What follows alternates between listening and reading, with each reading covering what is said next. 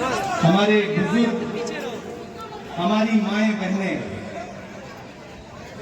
यहाँ पर मौजूद कोढ़ा विधानसभा की प्रत्याशी बहन पूनम पासवान जी और आपके अब माला ये सब बैठ जाइए भैया।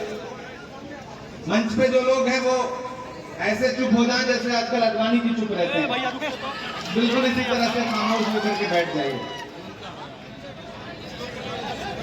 श्रीनगर वालों, पहली बार आपके दयार मोहब्बत में हाजिर हुआ। ये इसको बीच में दिखाई नहीं पड़ा।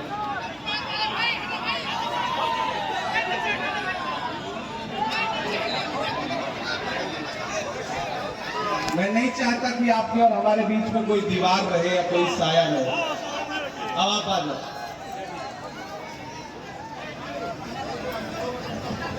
किसी ने शेर कहा दोस्तों कि घड़ी से लाख महंगा तो घड़ी का वक्त होता है। घड़ी से लाख महंगा तो घड़ी का वक्त होता है। जो इसकी कद्र करता है उसी का वक्त होता है। और उदासी लुत्फ लेने को उतर आती है महलों से। हमारी झोपड़ी में जब खुशी का वक्त होता है। आपके बीच का एक बेटा, एक आपके बीच में खिदमत करने वाला, जिसे आप लोग इरफान आलम के नाम से जानते हैं, जब कांग्रेस पार्टी ने उसकी खिदमत को, उसके भरोसे को, उसकी मेहनत को सालों साल देखने के बाद उसको आपके बीच में प्रत्याशी बना करके भेजा, तो न जाने कितने बड़े बड़े लोगों के पेशानी पे बल पड़ गए ना। मैं नाम नहीं लूंगा, लेकिन मैं इशारे से एक बात जरूर कहना चाहता हूं कस्बा वालों कि आपको 4 बार मौका मिलता रहा मेरे बुजुर्ग, और यहाँ की आवाम ने आपको भरोसा जताया, आपने खिदमत भी की, लेकिन सबका एक वक्त होता है, पीढ़ी में बदलाव होता है। कभी वालिदैन के हाथ में घर की कमान होती है, तो एक दिन ऐसा भी आता है कि जब बेटा बड़ा हो जाता है तो कमान उसके हाथ में चली जाती है। आज अगर इरफान आलम पे कांग्रेस पार्टी ने भरोसा जता करके उसको अपना प्रत्याशी बना दिया है, तो फिर आपको तो दिल बड़ा करना चाहिए था और अपने इस छोटे से भाई के सर पे, बेटे के सर पे बेटा समझ करके शफकत वाला हाथ रखना चाहिए था और कहना चाहिए था कि इरफान, अब मेरे रिटायर होने की उम्र आ गई है, जाओ तुम कस्बा की आवाम की खिदमत करो, मैं तुम्हें ये जिम्मेदारी देता हूं। होना तो ये चाहिए था, लेकिन मुझे पता चला कि हमारे बुजुर्ग लोग नाराज हैं। हम बुजुर्गों की नाराजगी की बड़ी कद्र करते हैं, अल्लाह करे वो मान जाए, नाराज ना रहें। मैं तो उनसे भी कहता हूं, मैं अपने आफाक चचा से भी कहता हूं कि आप तो जब भी हमारे पास आए, हमने मोहब्बत से आपको मिठाई खिलाई, पानी पिलाया, गले लगाया, और जब आपके मिनिस्टर बनने का वक्त था तो आपको याद होगा कि उस वक्त हमसे जो बन पड़ा, आप जब AICC के ऑफिस में, मेरे माइनॉरिटी डिपार्टमेंट के ऑफिस में आए थे, तो हमने उस वक्त भी आपकी जो बन पड़ी वो मदद की।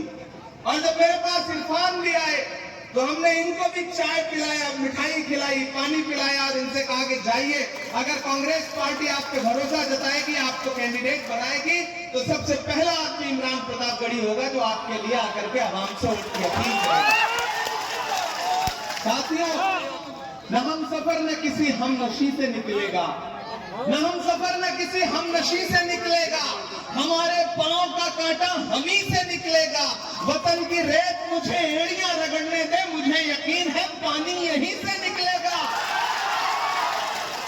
एक नौजवान आदमी जो आपकी खिदमत करता है, एक आदमी जो न दिन देखता है न रात देखता है, जब भी आप उसे आवाज देते हैं वो आपकी खिदमत के लिए खड़ा हो जाता है। जो आप जैसा दिखता है, आपके भाई की तरह है, आपके बेटे की तरह है, आपके परिवार की तरह है, अगर आज उसको मौका मिला है तो फिर इतनी बेचैनी लोगों में क्यों है?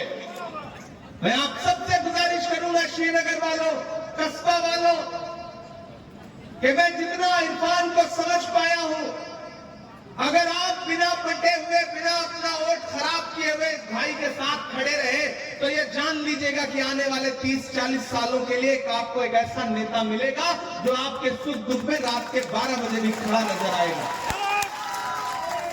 बड़ी मोहब्बतों से, बड़ी शफकतों से यहाँ ये भाई पहुंचा है। और आज मैं इस भाई के लिए अगर आपके सामने दामन फैलाने आया हूं, श्रीनगर वालों, कस्बा वालों,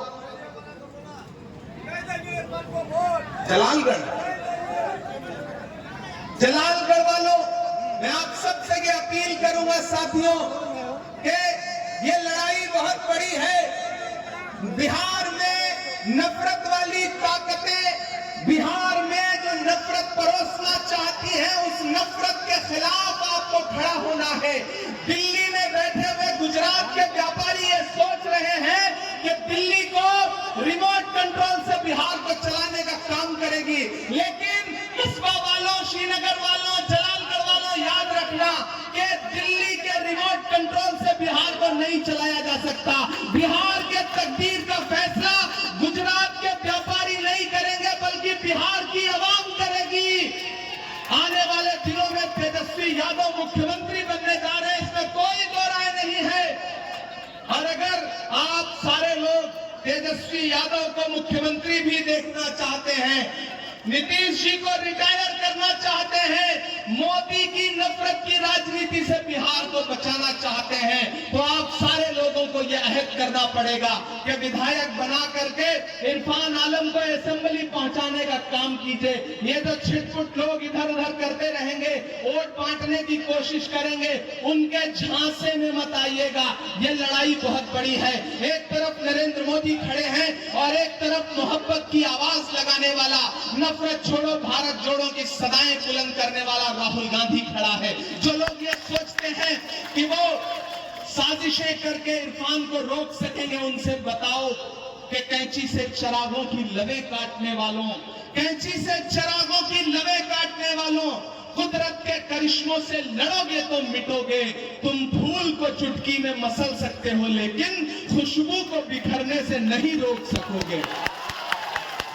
जिन्होंने आपके वोटों पर राज किया, जिन्होंने आपके वोटों पर पूरे देश में अपनी हुक्मरानी चलाई, आवाज उनको बदलने का वक्त आ गया है।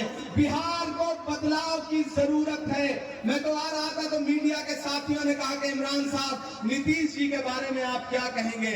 मैंने कहा जब से मैं बिहार आया हूं, भोजपुरी का एक गाना बहुत बज रहा है कि छन छन बदले तोहरे मिजाज रजऊ, दगाबाज रजऊ, धोखेबाज रजऊ। तो ये गाना ऐसा लगता है जैसे नीतीश जी के लिए ही बनाया गया हो।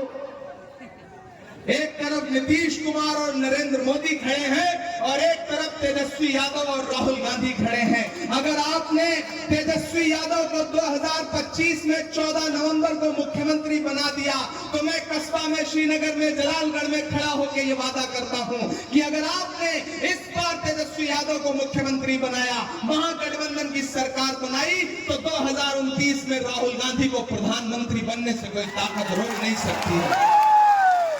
श्रीनगर वालों, आप जानते हैं मैं इमरान प्रतापगढ़ी हूं। मैं आपके मुद्दों पर देश की पार्लियामेंट से लेकर के सड़क तक लड़ता रहता हूं। अल्लाह ने अगर मुझे शायरी की ताकत दी तो मैंने जुल्फ और आंचल पर शायरी नहीं की, मैंने महबूबा के जुल्फों के लिए शेर नहीं कहे।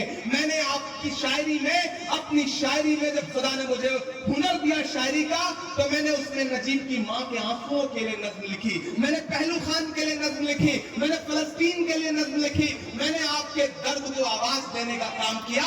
मैंने शायरी में महबूबा के जुल्फों की बात नहीं की। जब वक्त के खिलाफ बिल लाया गया देश की पार्लियामेंट में, नरेंद्र मोदी जी की सरकार वक्त के खिलाफ बिल लेकर के आई, तो सबसे बड़ी आवाज के तौर पर मैंने वहां हाकिम की आंख से आंख मिला करके कहा था कि हम ही को कातिल कहेगी दुनिया, हमारा ही कत्लेआम होगा, हम ही कुएं खोदते फिरेंगे, हम ही को पानी हराम होगा। आप इस बरसती हुई बूंदों के बीच में भी यहाँ खड़े हैं, आप इस बारिश में भी यहाँ खड़े हैं। मैं इस बारिश में आपकी मौजूदगी को सलाम करता हूँ और आपसे ये कहना चाहता हूँ कि ये चुनाव कहीं इधर उधर भटकने का चुनाव नहीं है। ये चुनाव किसी के झांसे में आने का चुनाव नहीं है। ये चुनाव किसी गफलत में आने का चुनाव नहीं है। ये चुनाव नाराज और गुस्सा होने का चुनाव नहीं है, बल्कि एकजुट होकर के बिहार में हुकूमत बदलने का चुनाव है। मैं उत्तर प्रदेश से आया हूं, मैं देख रहा हूं लोगों के टूटते हुए आशियाने, मैं देख रहा हूं असम में लोगों के उजड़ते हुए घर, मैं देख रहा हूं कि जब इंसाफ बुलडोजर से किया जा रहा हो, ऐसे में अगर आप बिहार में महागठबंधन की सरकार बनाते हैं और नरेंद्र मोदी और उनके दोस्तों की छुट्टी करने का काम करते हैं, तो आने वाले दिनों में पूरे देश में नफरत वाली आवाज को लगाम लगेगी। साथियों, मैं राहुल गांधी जी का सिपाही बन के खड़ा हूं। मैं चला हूं उनके साथ कन्याकुमारी से कश्मीर तक। जब मुझसे मीडिया के साथी कहते हैं कि इमरान साहब आप तो शायर हैं, सांसद बाद में हैं, राहुल गांधी जी के साथ कन्याकुमारी से कश्मीर तक पैदल चल रहे हैं नफरत के खिलाफ, क्या बोलेंगे? तब मैं उनसे कहता था कि जो हर जालिम से टकराएगी वो आंधी बनाऊंगा, जो हर जालिम से टकराएगी वो आंधी बनाऊंगा।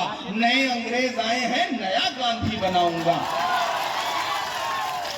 नीतीश कुमार जी और नरेंद्र मोदी जी के झूठे वादे हैं, और इस तरफ महागठबंधन क्या कह रहा है, तेजस्वी क्या कह रहे हैं कि अगर आपने महागठबंधन की सरकार बना दी तो 5 साल में बिहार के हर परिवार से एक युवा को नौकरी मिलेगी।